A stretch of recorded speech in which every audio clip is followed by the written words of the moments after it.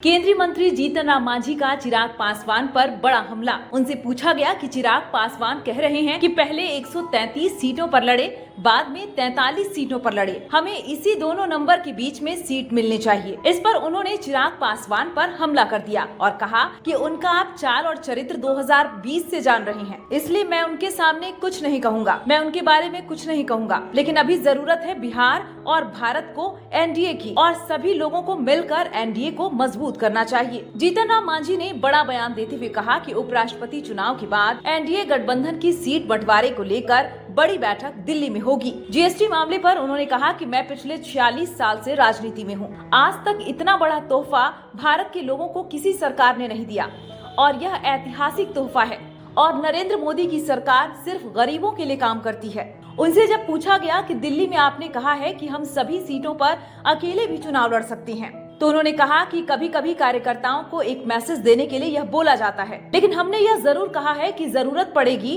तो 243 सीटों पर चुनाव की तैयारी के लिए हम लोग तैयार रहें। बिहार में चुनाव होना है, सीट शेयरिंग को लेकर क्या बात बढ़ रही है एनडीए का? देखिए, एनडीए में सीट शेयरिंग का कोई झमेला नहीं है। जो हेड क्वार्टर से लोगों को आदेश मिलेगा वो मान्य होगा, और वो हम समझते हैं राष्ट्रपति जो उपराष्ट्रपति का चुनाव है उसके बाद ये बातें होगी। आपने कल दिल्ली में शायद आपने कहा भाषण में कि हमको जरूरत पड़ेगी तो हम अकेले भी चुनाव लड़ सकते हैं, क्या वो आपने ये बात आपने कहा था?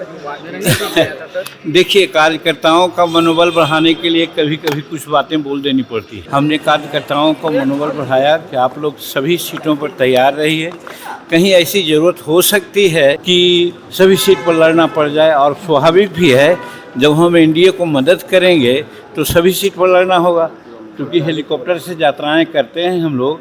तो लास्ट मैंने 20 में 62 चुनाव हम मीटिंग किया था, तो 62 चुनाव मीटिंग क्या अपने क्षेत्र में किया था, सब जगह किया था।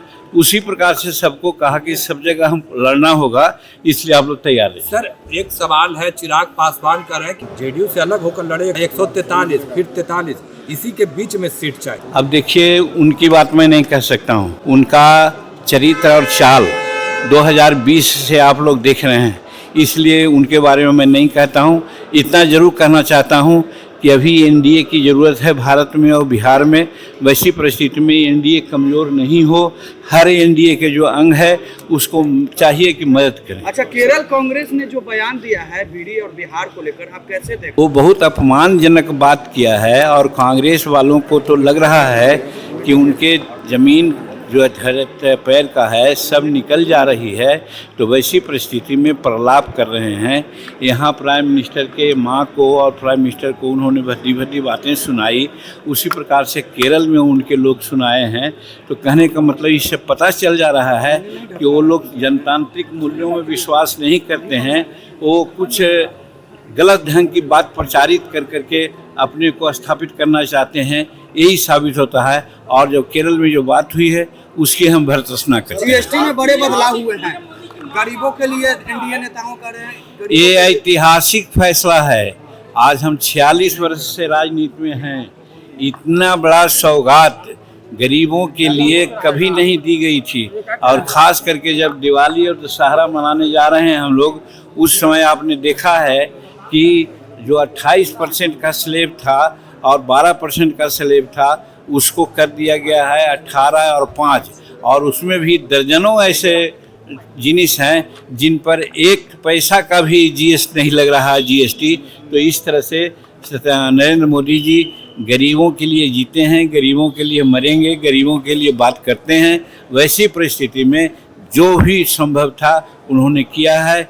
इससे एक तो हमारा जितना महंगाई है, महंगाई का मुद्दा लोग बनाते थे, वो मुद्दा साफ होता है, और दूसरे तरफ दूसरे देश जो गिदड़ भभकी दे करके हम पर दबाव डालना चाहते हैं, उनको भी इससे जवाब मिल जाएगा।